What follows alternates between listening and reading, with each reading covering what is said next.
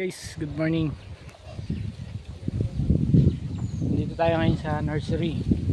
Mag-grass cutter tayo ngayon. Lilinisin namin lahat ng taniman namin ng halaman. Bali dito kami kumukuha lahat ng halaman namin, ng mga itinatanim namin sa bila. Ayun yung mga alaga naming manok dito. Siguro mga ilang buwan pa or taon, baka dito na rin kami tumira, dito sa bahay na to. Kasi wala nakatira dito para wala na kami na magme-maintenance dito. Kami na yung mag-grass cutter, magdidilig.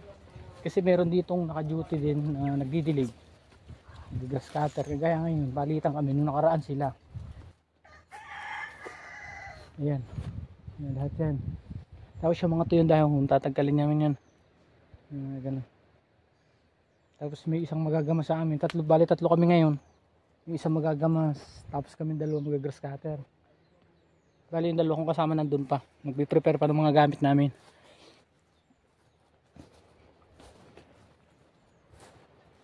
Ayun, may nasira pala ng bagyo dun, oh.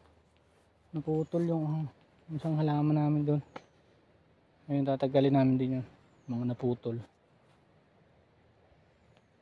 Siguro mga kalahating araw kami dito. Or isang araw.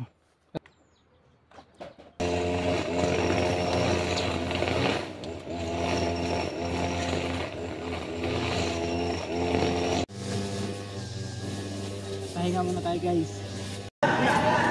Huwag kang magpahinga! Parang papatay na tayo.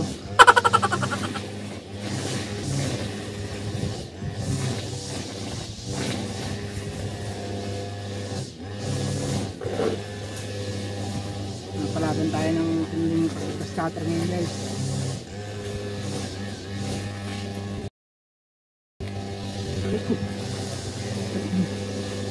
Dito hanggang talsik mo kami ng grass cutter. Talsik.